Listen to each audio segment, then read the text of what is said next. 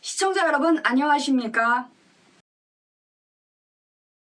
평양여자 남인희입니다. 반갑습니다.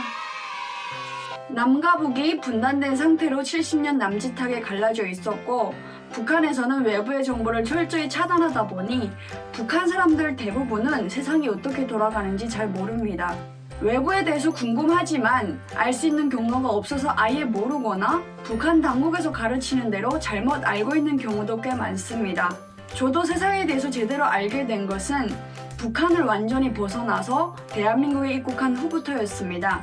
대한민국 땅에 처음 발을 디뎠을 때 저를 놀라게 했던 것은 눈으로 확인할 수 있는 대한민국의 눈부신 경제력이었습니다.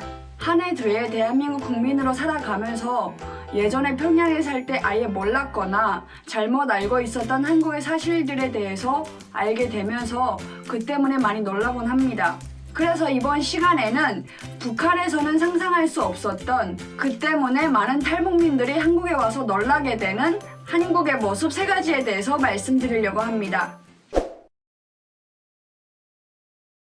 첫 번째는 바로 종교의 자유가 철저히 보장된다는 것입니다. 일단 북한에서는 종교 행위를 법으로 엄격히 금하고 있기 때문에 종교가 있을 수가 없습니다. 이러한 국가적 탄압이나 통제 말고도 북한 사람들 대부분은 종교를 부정적으로 생각하고 있습니다. 저도 평양에 살 때에는 종교에 대한 인식이 거의 없었어요.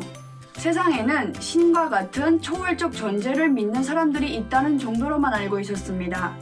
저 역시 종교에 대한 매우 부정적인 생각을 가지고 있었는데요. 그 이유를 살짝 설명해 드린다면 북한 전체를 지배하고 있는 사상은 주체사상인데 주체사상의 핵심은 자기 운명의 주인은 자기 자신이라는 것입니다. 내 운명은 내가 책임지자 이거죠. 표면적으로 보기에는 그럴듯해 보이지만 좀 더 들여다보면 개개인의 운명을 수령, 즉 김일성, 김정일에게 맡겨라 이건데요. 어쨌든 주체사상 교육을 하도 받다 보니까 신적인 존재를 믿는 외부의 사람들을 되게 호황되게 생각을 했었습니다.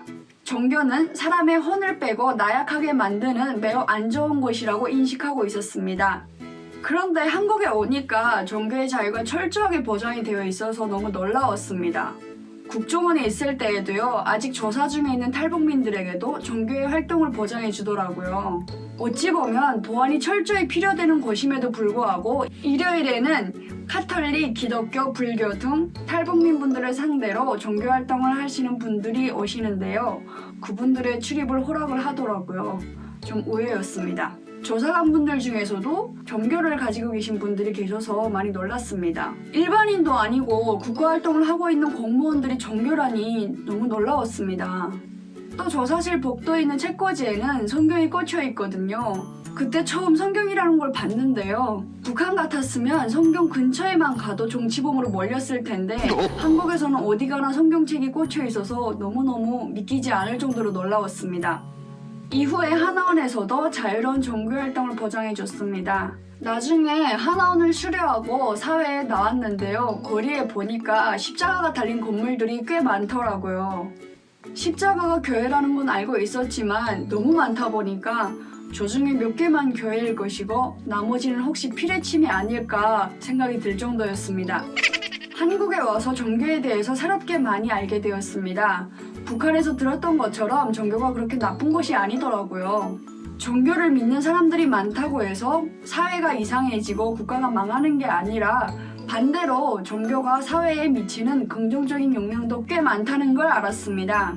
두 번째는요, 복지제도가 너무 잘 되어 있다는 것입니다. 복지제도가 한국에 있다는 것만으로도 정말 믿기지 않았고 충격적인 부분 중에 하나였습니다. 모두가 다 같이 잘 산다고 하는 사회주의 사회에서나 가능한 것이 복지라고 생각을 했었거든요.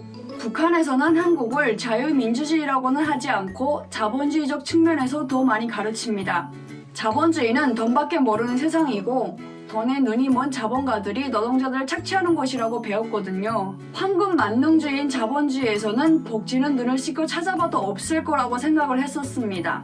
하지만 한국에 와서 보니까 복지제도가 너무 잘 되어 있는 거예요. 사회복지사라고 하는 직업도 있고 대학에는 복지를 따로 전공하는 학과도 있더라고요. 북한에서는 복지라는 말도 몰랐습니다. 저야말로 복지제도의 혜택을 단단히 본 사람 중에 하나인데요. 처음에 와서 임대주택도 받았고 종착지원금, 기초생활수급비도 받았습니다. 이 외에도 장애인을 위한 제도나 다자녀 가구를 위한 혜택 등 사회적 약자를 위한 복지제도가 너무나도 잘 되어 있더라고요. 이뿐만이 아닙니다. 한국 회사에 휴가나 월차, 반차 등이 있다고 해서 너무 놀랬었어요. 북한에서 배웠던 대로 돈밖에 모르는 자본주의라면 유급 휴가가 있다는 건 말도 안 되잖아요. 휴가나 휴직 제도는 사람 중심 사회라고 배웠던 사회주의 사회에나 가능한 줄 알았는데 한국에 와서 보니까 더욱 철저하게 시행되고 있어서 정말 놀랐던 부분이었습니다. 복지 부분에서는 자본주의가 더 사회주의 같더라고요. 북유럽을 비롯한 다른 선진국들에 비하면 한국의 복지제도가 아직 부족한 부분이 많다고는 하지만 이번에 코로나 사태를 보더라도 다른 나라는 해내지 못한 일을 한국에서 해냈잖아요. 북한에서 온 저로서는 지금의 복지제도에도 너무너무 만족하고 있고 감사할 따름입니다. 세 번째는요, 국민들의 단결력입니다. 북한에서 정말 귀에 못이 박힐 정도로 들으며 자란 단어가 바로 일심단결입니다.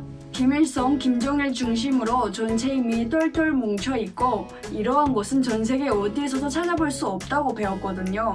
저도 하도 그런 교육을 받다 보니까 그냥 그러려니 하면서 말로만 외웠던 게 바로 일심단결이었습니다. 그런데 한국에 와서 보니까 나라의 위기가 닥칠 때마다 국민들 스스로가 한마음으로 뭉쳐서 그 위기를 극복해 왔다는 걸 알게 되었고요. 이것이야말로 진정한 일심단결이 아닌가 생각을 하게 되었습니다. IMF 위기 때 국민들이 스스로 군모으기 운동에 나섰고 국민들의 노력으로 인해 채무를 조기상환했다는 것도 듣게 되었습니다. 지금도 음주운전, 성범죄, 청소년 범죄와 관련한 청와대 국민청원에 많은 사람들이 청원함으로써 보다 더 정의로운 사회 만들기에 동참하고 있는 사실은 북한에서는 정말 상상할 수 없는 일이라고 봅니다. 오늘 이렇게 북한에서는 전혀 몰랐거나 잘못 알고 있었던, 그래서 한국에 와서 많이 놀랐던 한국의 모습 3가지에 대해서 말씀을 드렸습니다. 북한 주민들도 한국에 대해 더 많은 제대로 된 정보들을 알 수 있는 날이 빨리 왔으면 좋겠습니다. 지금까지 평양여자 남인이었습니다. 시청해주셔서 감사합니다.